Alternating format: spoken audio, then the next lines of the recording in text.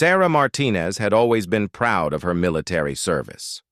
23 years in the Army, multiple deployments to Iraq and Afghanistan, and a chest full of ribbons that told the story of her dedication to her country.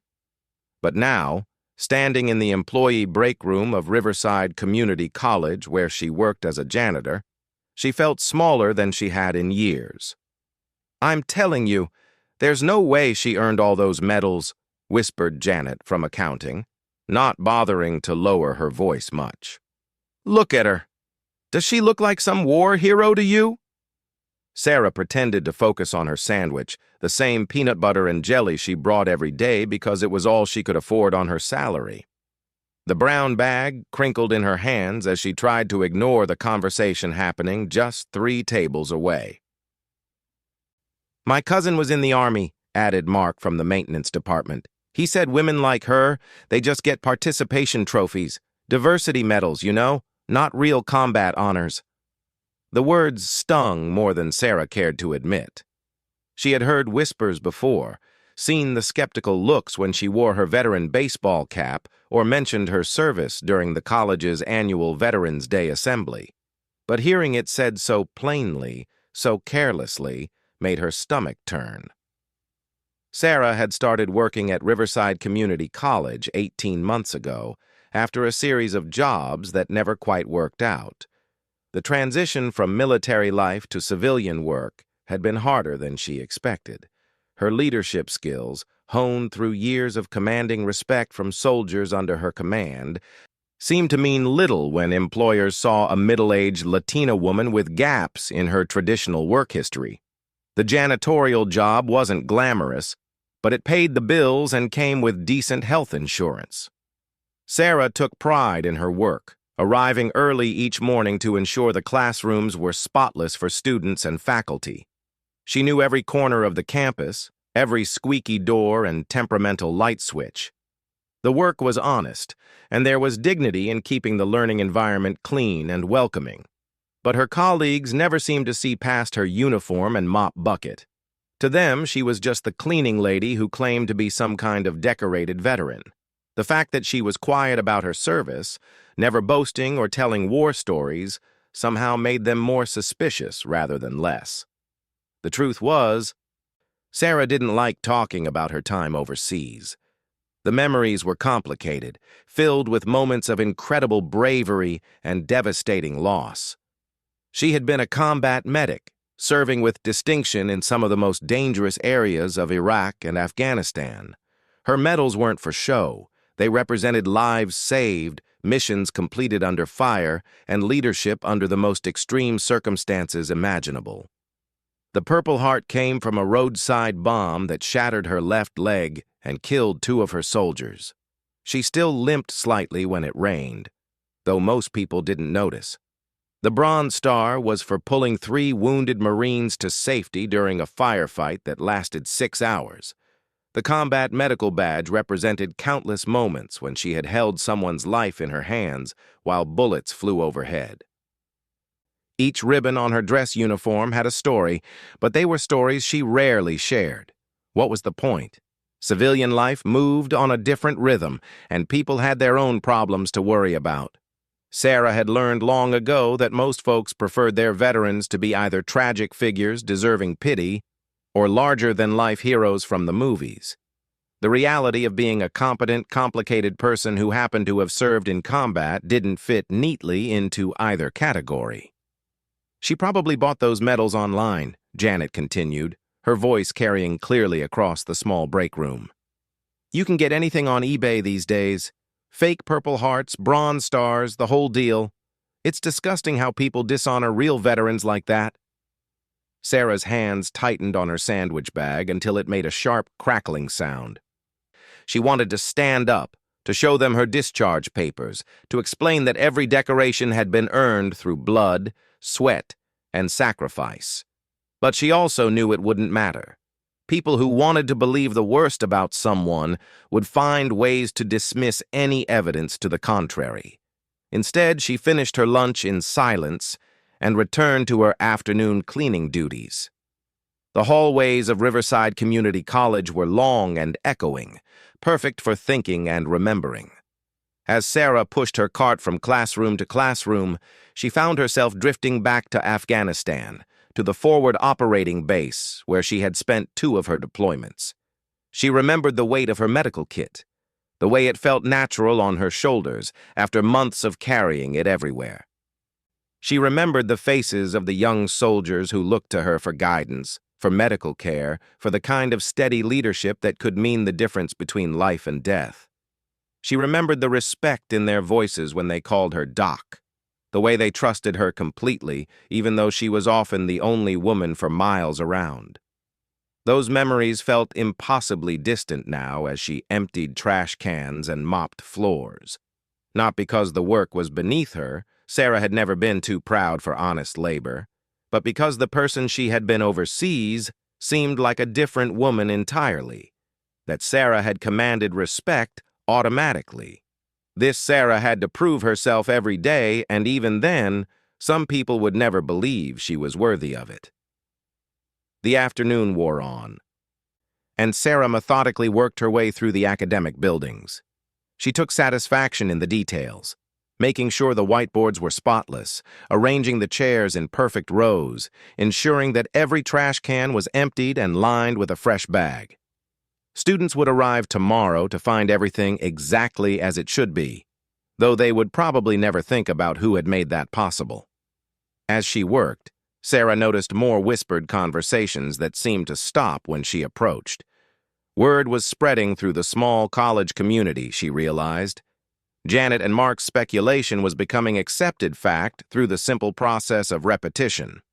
By the end of the week, probably everyone would know that the quiet janitor was some kind of fraud, a fake veteran trading on borrowed valor.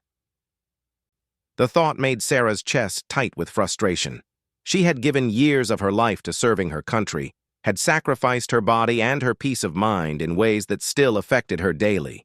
She had earned every ribbon, every medal, every commendation through actions that had mattered in life and death situations.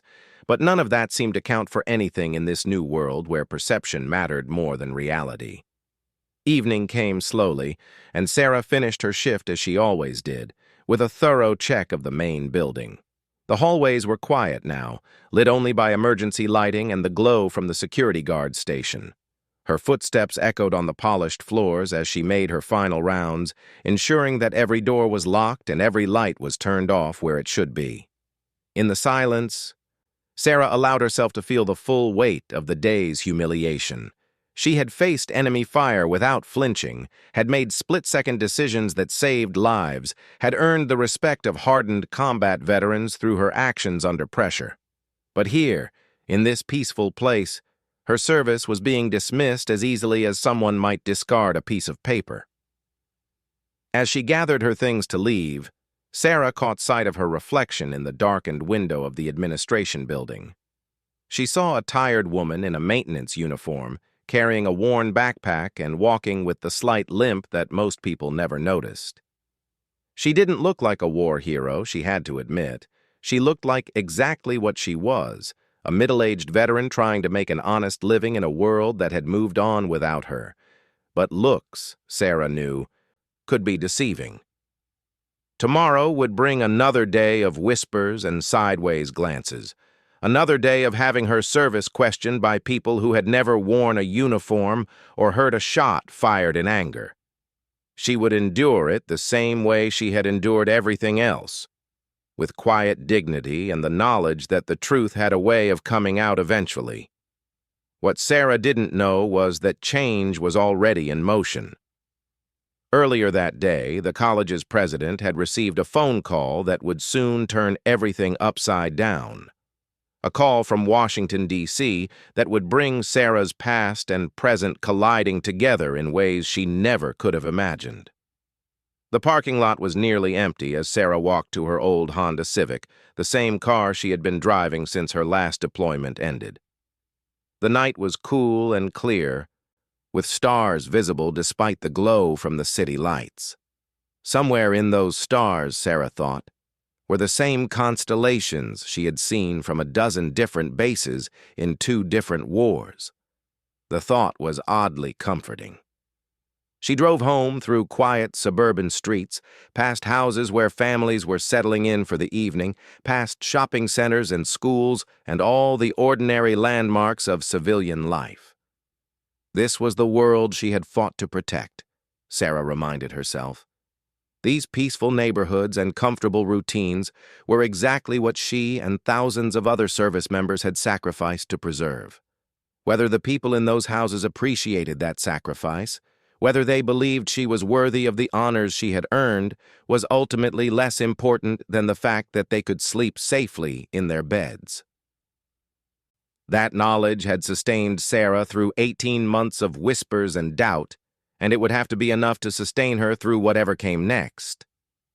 But as Sarah pulled into the driveway of her small apartment complex, she had no idea that whatever came next would be far more dramatic than she could possibly imagine.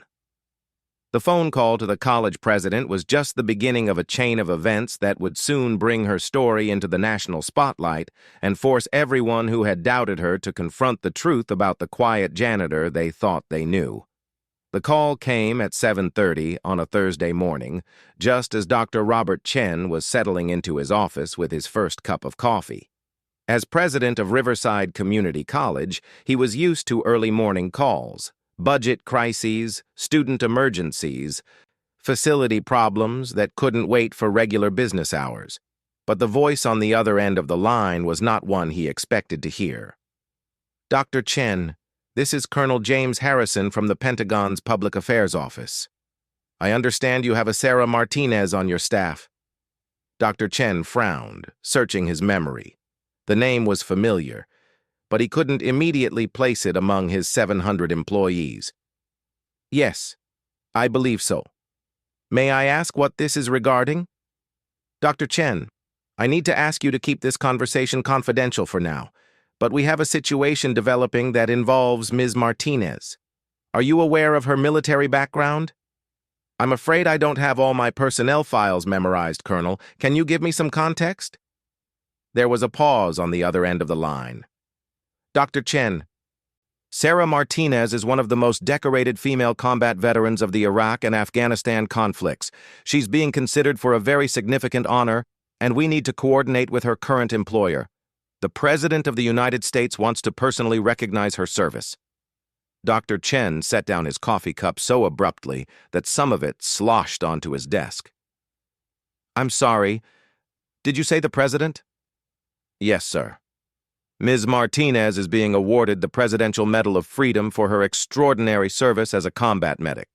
She saved dozens of lives under fire, showed incredible leadership in impossible situations, and her commanding officers describe her as one of the finest soldiers they ever served with. The President wants to present the award personally, and we're hoping to arrange the ceremony at her workplace to highlight how veterans continue to serve their communities." Dr. Chen was quiet for a long moment, trying to process what he was hearing. "Colonel, I have to admit this is quite a surprise. Ms. Martinez works in our custodial department. She's never mentioned any of this." "That doesn't surprise me, sir. Many of our most decorated veterans struggle with the transition to civilian life, and some prefer not to discuss their service. But her record speaks for itself. She received the Purple Heart, 2 Bronze Stars, the Combat Medical Badge, and more commendations than I can list over the phone.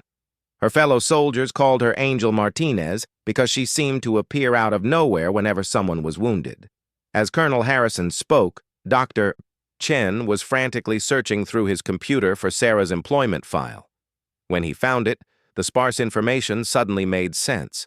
The gaps in her work history, the minimal personal details, the way she had been almost apologetic during her job interview. It all pointed to someone who was hiding significant parts of her past. "Colonel, when would this ceremony take place?" "We're looking at next week, sir. The President's schedule is extremely tight, but he specifically requested that we make this happen.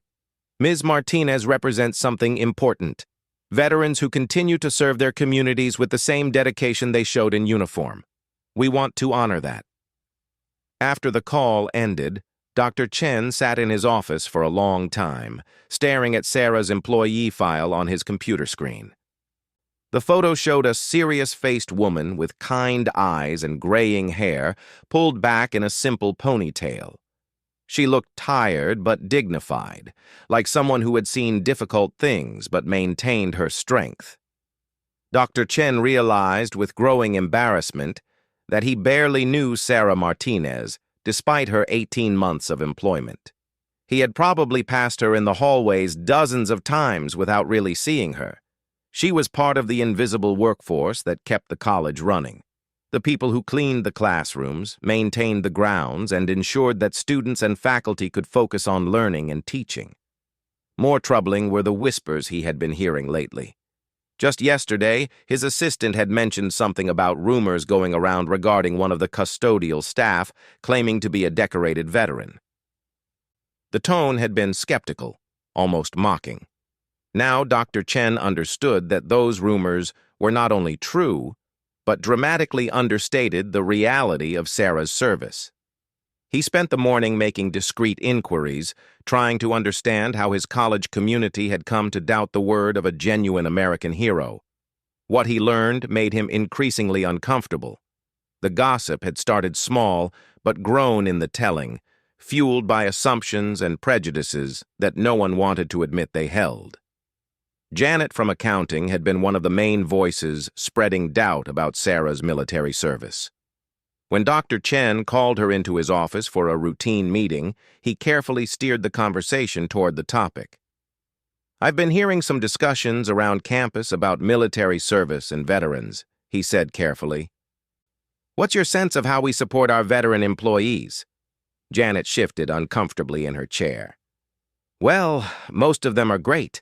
We have that nice young man in the bookstore who served in Iraq. Very professional, always in uniform for Veterans Day events. But there are some people who maybe exaggerate their service, you know? We have one employee who claims to have all these medals, but she works in custodial. It just doesn't add up." Dr. Chen kept his expression neutral. "What doesn't add up?" "Come on, Dr. Chen. If someone really was some kind of war hero, would they be cleaning toilets? And she never talks about her service, never participates in veteran events. Real veterans are proud of what they did. They want to share their stories." The conversation revealed everything Dr. Chen feared about his campus culture.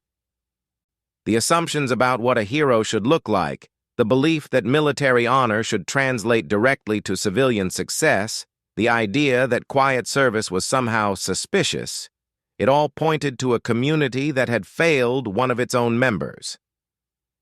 Meanwhile, Sarah was going about her regular Thursday routine, unaware that her life was about to change dramatically.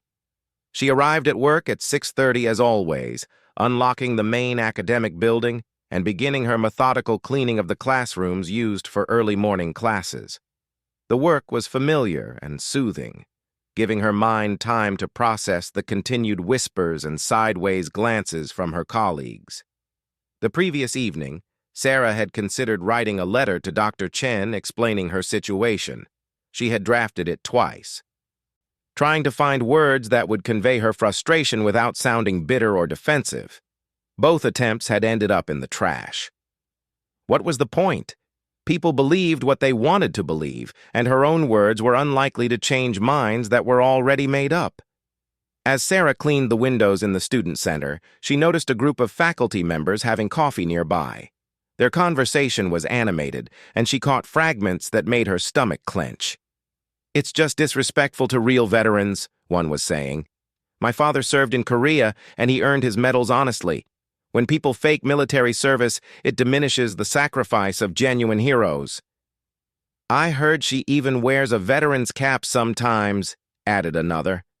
"It's like she's mocking the uniform." Sarah's hand tightened on her cleaning cloth, but she continued working. The baseball cap they were referring to was faded and worn, a simple black hat with U.S. Army veteran embroidered in gold thread. She had bought it at a VA hospital gift shop years ago and wore it sometimes on weekends when running errands. The fact that even this small display of pride in her service was being questioned made her feel increasingly isolated. The morning progressed with painful normalcy. Sarah moved through her duties with practiced efficiency, cleaning and organizing while trying to ignore the conversations that seemed to stop whenever she entered a room.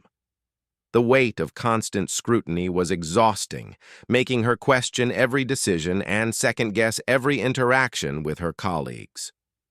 It was just after 10 o'clock when Dr. Chen appeared in the hallway where Sarah was working.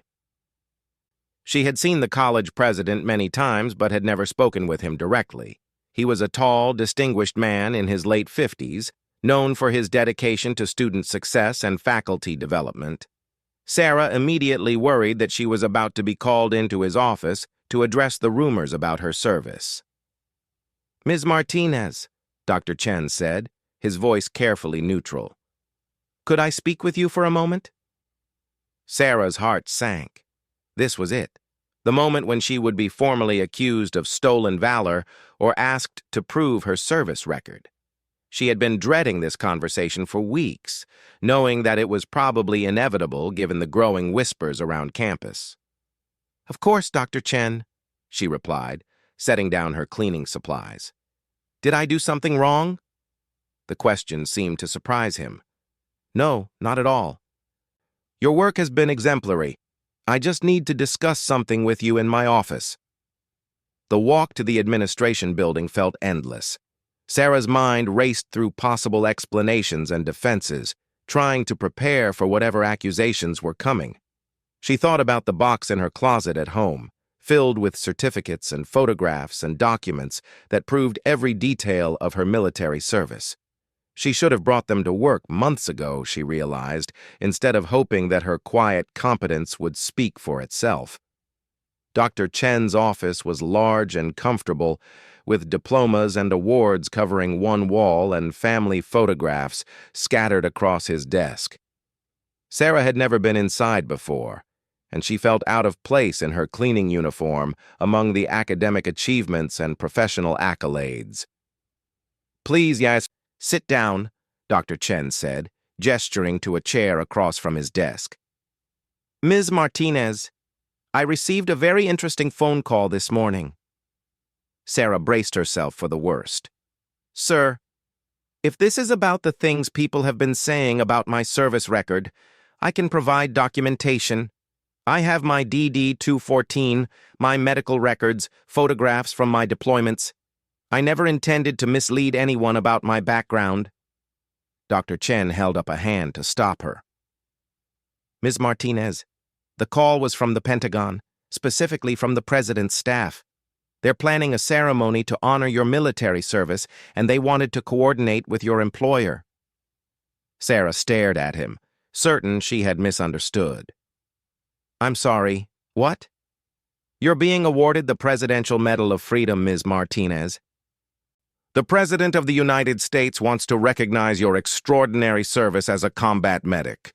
The ceremony is planned for next week, here on campus." The words seemed to echo in the quiet office. Sarah felt as though the floor had shifted beneath her feet, as though reality had suddenly become negotiable. "I think there's been some mistake," she said slowly. "I'm just a custodian. I keep my head down, do my job, try not to bother anyone." Dr. Chen leaned forward in his chair. "Ms. Martinez, according to the Pentagon, you saved dozens of lives during your deployments. Your commanding officers describe you as one of the finest soldiers they ever served with. You received multiple combat decorations for valor under fire. This isn't a mistake. This is long overdue recognition for genuine heroism." Sarah was quiet for a long moment, trying to process what she was hearing. The Presidential Medal of Freedom was one of the highest civilian honors in the country, awarded to individuals who had made exceptional contributions to American society. She had seen the ceremonies on television, watched as presidents honored scientists and artists and civil rights leaders. The idea that she belonged in such company seemed impossible. "Sir, I appreciate what you're saying, but I think you should know that some people here have been questioning my military background. They think I'm some kind of fraud. Maybe this isn't the best place for a ceremony." Dr. Chen's expression grew serious. "Ms. Martinez, I'm aware of those rumors, and I want you to know that they are completely unacceptable. You should never have had to endure that kind of treatment, and I intend to address it directly with the staff involved." The conversation continued for another 20 minutes, with Dr. Chen explaining the logistics of the presidential visit and Sarah struggling to accept the reality of what was happening. When she finally returned to her cleaning duties, the hallways of Riverside Community College looked exactly the same, but everything had changed. Within hours, the news would spread through the campus community like wildfire. The quiet janitor who had been dismissed as a fraud was about to be honored by the President of the United States, and everyone who had questioned her service, who had whispered about fake medals and stolen valor, was about to learn exactly who Sarah Martinez really was. The news broke across Riverside Community College like a shockwave. By 3 o'clock Thursday afternoon, word had spread through every department, every office, every corner of the campus. Sarah Martinez, the quiet custodian whom many had dismissed as a fraud, was going to be honored by the President of the United States. The Presidential Medal of Freedom, the highest civilian honor in America, for heroism that few people had even imagined. Janet from accounting was in the middle of processing payroll when her supervisor called her into the office. The conversation was brief and devastating. Janet walked back to her desk in a daze, her face pale and her hands shaking. The woman she had been mocking for months, whose service she had questioned and whose character she had attacked, was about to receive recognition that put her in the company of presidents and Nobel Prize winners. Mark from maintenance was working on a broken air conditioner when his phone buzzed with a text from his cousin, the one who had supposedly told him about participation trophy medals. The cousin's message was short and brutal. "Dude, I looked up that janitor you mentioned, Sarah Martinez. She's legit a war hero, like seriously decorated. You might want to shut up about her." Mark set down his tools and sat heavily on the floor of the mechanical room, staring at his phone. The woman he had dismissed as someone seeking unearned recognition was apparently more decorated than anyone he had ever met. The medals he had called fake were real, and they represented acts of courage he couldn't even comprehend. Dr. Chen spent Thursday afternoon in a series of increasingly uncomfortable conversations. His assistant brought him a folder of news clippings about Sarah's military service that a student intern had hastily researched online. The articles painted a picture of extraordinary heroism spanning multiple deployments and years of distinguished service. One article from a military newspaper described a firefight in Afghanistan where Sarah had treated wounded soldiers for 6 hours while under continuous enemy fire. Another detailed her actions during a convoy attack in Iraq, where she had pulled 3 Marines to safety while ignoring her own wounds from shrapnel.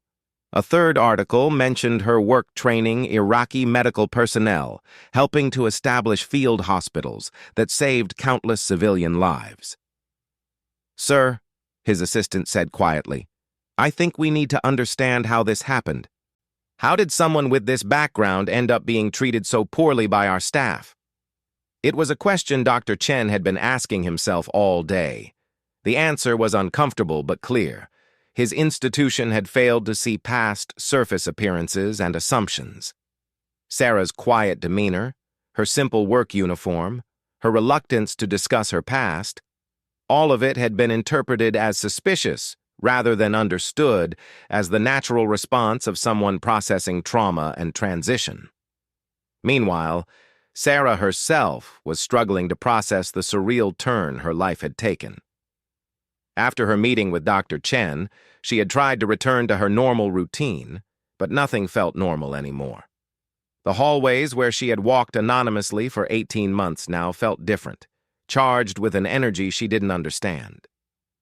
Students and faculty members were looking at her differently, though she couldn't tell if the change was real or imagined. A few people had nodded respectfully when they saw her, but most seemed uncertain how to react. Sarah found herself wishing for the simple invisibility she had complained about just days earlier. The weight of the coming ceremony pressed down on her as she worked through the afternoon. The President of the United States was going to visit her workplace. National media would probably attend. Her face would be on television and in newspapers. After years of trying to blend into civilian life, she was about to be thrust into the spotlight in the most dramatic way possible. That evening, Sarah drove home to her small apartment and sat at her kitchen table staring at the phone number Dr. Say Chen had given her for the Pentagon liaison coordinating the ceremony.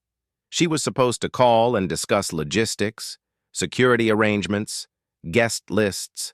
The whole thing felt impossibly overwhelming. Instead, she found herself pulling out the box she kept in her bedroom closet, the one filled with photographs and documents from her military service.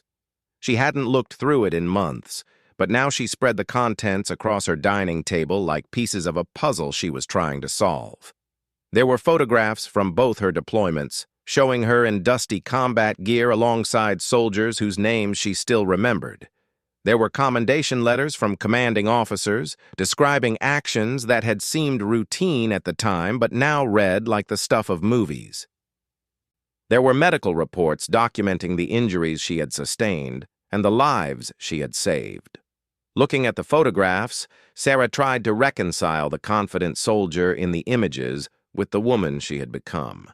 That Sarah had commanded respect automatically, had made life-and-death decisions without hesitation, had been known throughout her units as someone who could be counted on when everything went wrong.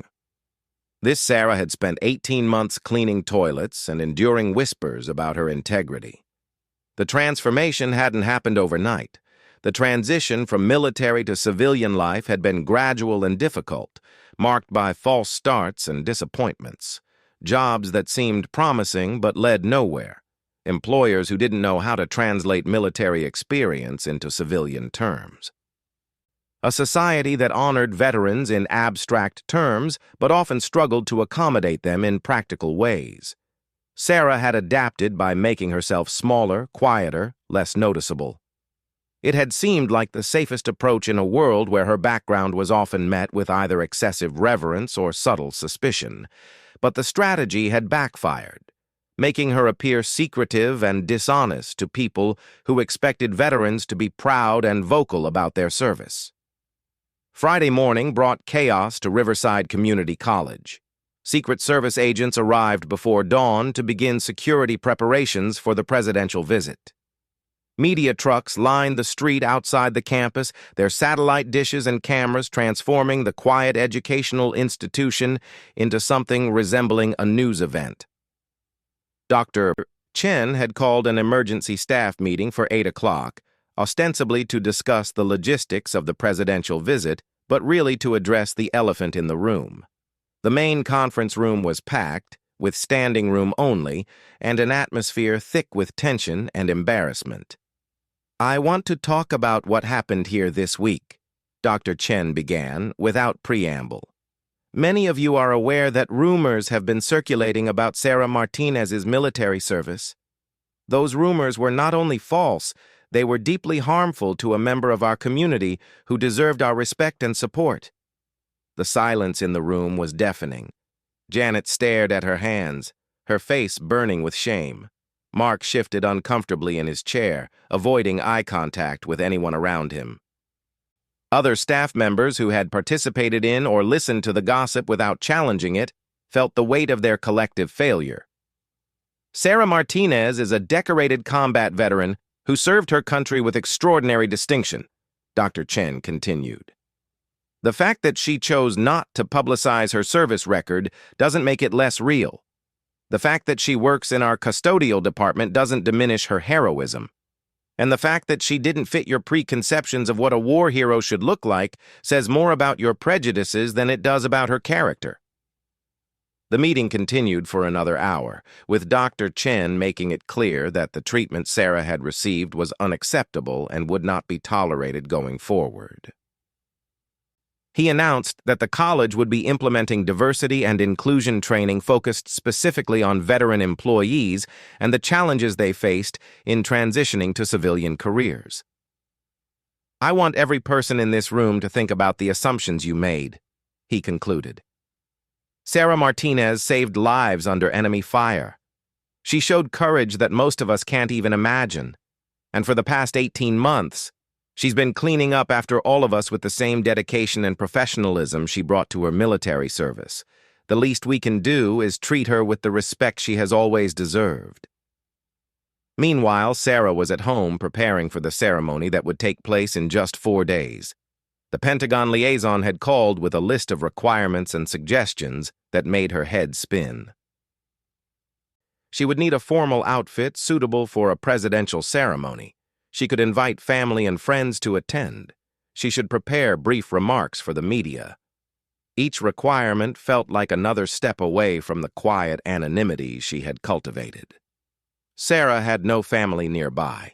Her parents had died several years earlier, and she had lost touch with most of her extended relatives during her long deployments.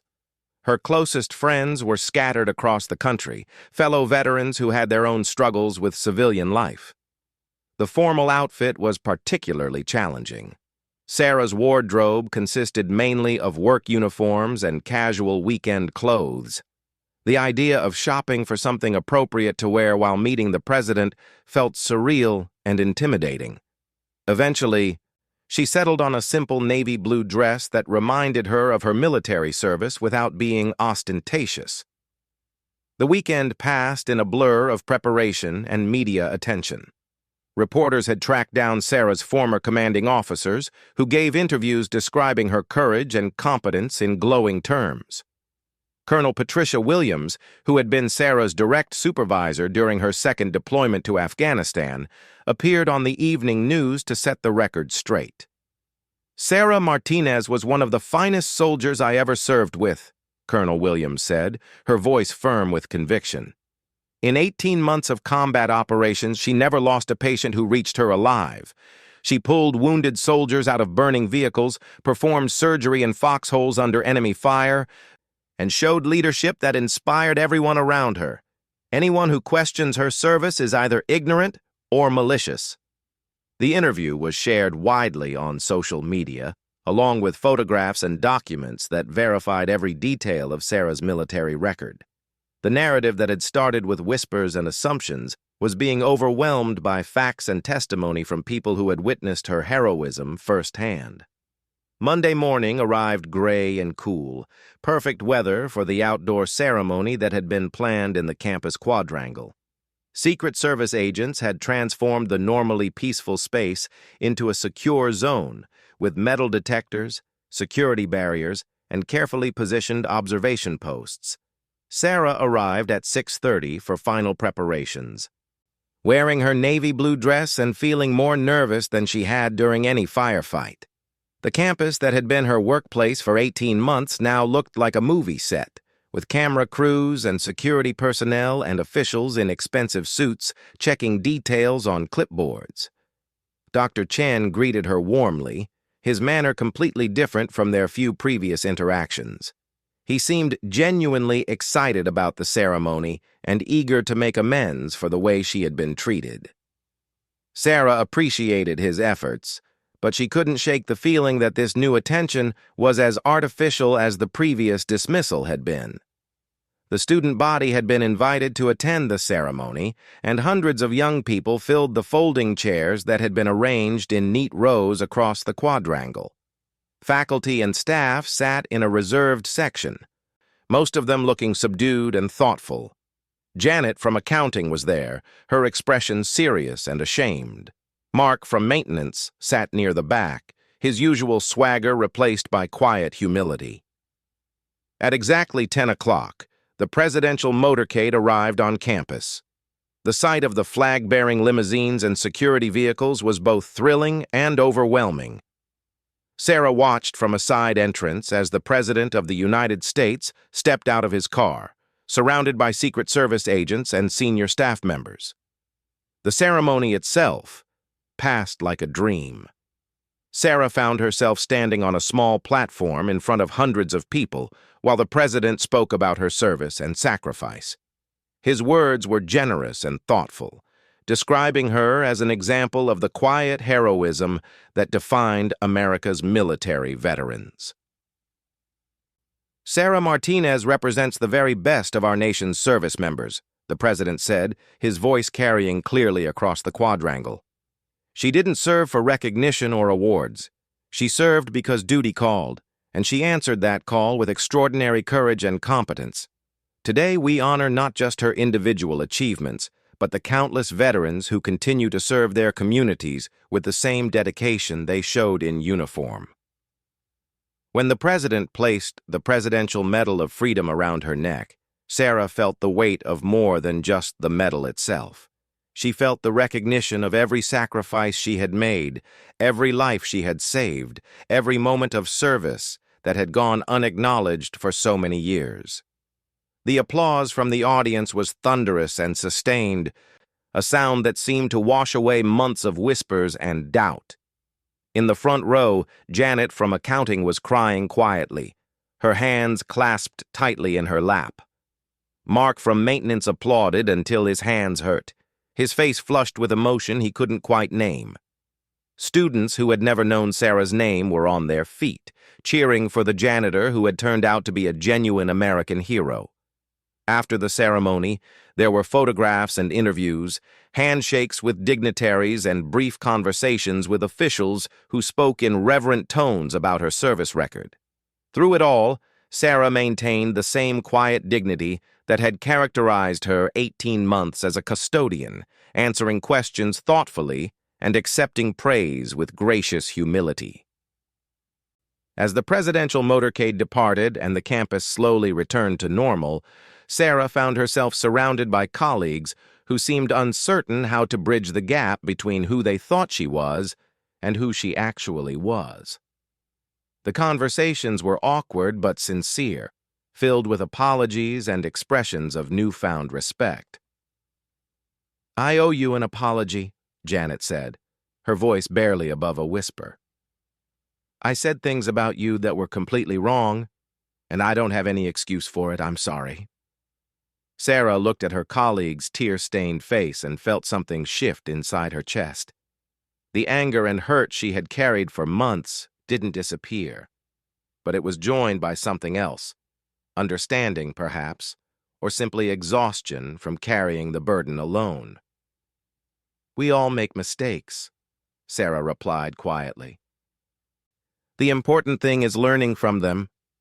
It wasn't forgiveness exactly, but it was a beginning. As the crowd dispersed and the campus slowly returned to its normal rhythm, Sarah realized that her life at Riverside Community College would never be the same. The invisible woman who had cleaned the hallways for 18 months was gone, replaced by someone who could no longer hide from her own history. Walking back to the custodial office to collect her things, Sarah passed the break room where the whispers had started.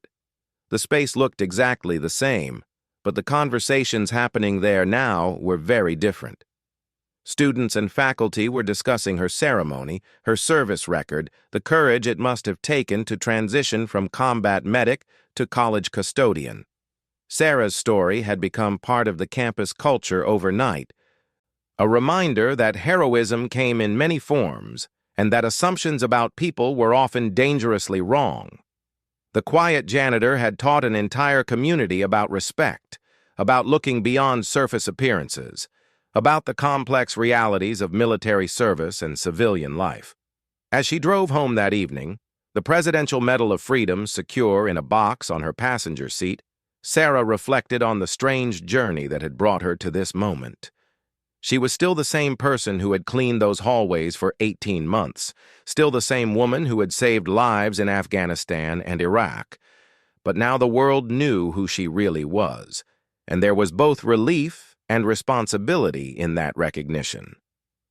The whispers had finally stopped, replaced by something Sarah valued much more, the truth, spoken clearly and without shame. It had taken the President of the United States to silence the doubters, but in the end, that was exactly what had happened. The honors were real, the service was genuine, and Sarah Martinez was finally, undeniably, recognized for the hero she had always been.